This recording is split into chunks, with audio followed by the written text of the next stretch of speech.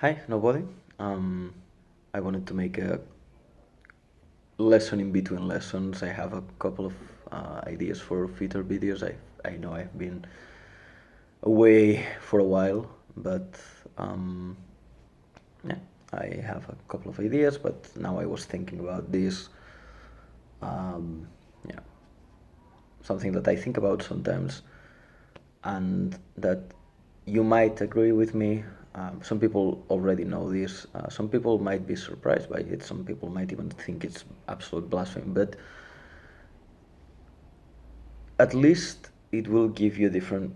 If you don't agree with me, it will give you a different perspective on how other people view music.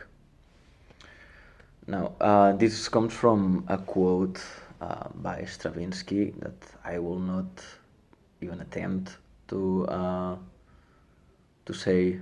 Um, I remember vaguely what it was about, um, and it's something that I already sort of knew, but that was the first time I, saw it put in words, and even more than that, by someone like Stravinsky, as great composer, very well respected. So kind of a more eloquent version of what I was already thinking, and by someone with a lot more, um, you know, a more respectable opinion than mine. So the quote basically said that music is just sound. Whatever we add to that, like what it feels like, what it reminds us of, is extremely subjective, but to the maximum degree, because music in itself doesn't feel like anything. Music doesn't express feelings. Music is really nothing. Music doesn't have a life or a soul on its own. Doesn't have the ability to communicate. We use music to communicate, but that's because we are culturally informed um, to understand something from that piece or that song. And sometimes we will feel something different, and that's fine. And some people argue about this, about how something feels or what something is supposed to mean. And in music, and like in every other form of art, that's not really a productive discussion, because it will get you nowhere. Um, you can talk about what the author intended and how they tried to express that, but you can't, not even the author's word on what something feels like is, you know, the way to interpret it, because that's, again, subjective. The author might want it to mean something, but you might not feel that. You might not agree with what the author says, and that's fine, because the while the author made the artwork is a thing in itself. And that also goes to, for me, it relates very heavily with what music is and isn't, and what art is and isn't. On how there's no actual, definition of art. There's, approximations, but someone might say no, and they might have reasons, and they might have their opinions on what art is or what music is, and they will put their boundaries in different places than yours. And in my terrain, I've kind of had to think about that a lot, because I'm really into extreme metal, and I don't think that's even the worst I listen to. I'm a huge fan of noise. I've been getting a connection with the industrial scene for the past few years. Um, I love experimental art in general. Um, and a lot of people will say that that's not art, or that the music I listen to is not music. Even some of the people that make it will say it's not music. Um, but you know, who can say what is and what isn't music? The experts can't really agree with each other. The only thing that we know is that music is sound. That's the only thing that everyone can agree with. That's why I think it relates a lot. Um, and in the end, um, I can listen to noise and say that's a cool track. I like it. I enjoy that. Not necessarily in a it makes me happy way, just in a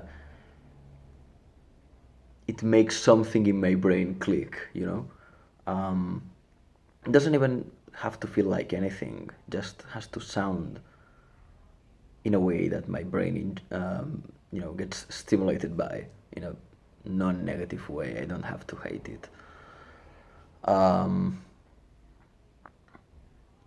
and we can see some people still trying to teach music in the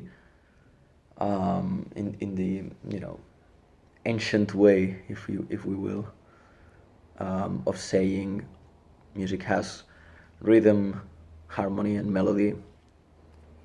Music is a way of expressing feelings, um, and this constitutes music, and everything else isn't music. And that's a really closed-minded way of seeing things that, in a lot of ways, a lot of the experts themselves don't agree with. Um, because there's music that's just rhythm, or music that has no harmony, but then it only has rhythm and melody. Then the people come with implied harmony, but implied harmony is not really harmony. It's the way that we read something and interpret that this this means that this should have this chord or this bass line. And I could do something else with it. I could grab a melody in C minor and harmonize it in other ways, and then it has a different harmony than what was implied. So, while you know, you might think that something is music and something isn't, that doesn't mean that what you said wasn't music is not music. And in the end, music and art will be what people say. So, well, an art piece or a music piece will be a music piece or an art piece if people say it is. If someone at any point says this is art or this is music, it will be. It can be. Um, and you don't have to enjoy outsider art or experimental things or abstract things, but you can at least take them into consideration and see them as another way to make things. And that also relates, I'm rambling a lot, but that also relates to something I've been testing lately, that producing and creating noise music will help producers and composers because it gives you a completely different perspective on how to make music, compared to what's usually taught in schools and, well, music school and production lessons. Noise is a whole other beast, but it can be music if you want. If you want it to be, anything can be music, and music can mean whatever it makes you feel, and you don't have to take anyone's word for it. A lot of things will overlap because we live in cultures that have values and have traditions and cliches, but those don't always apply,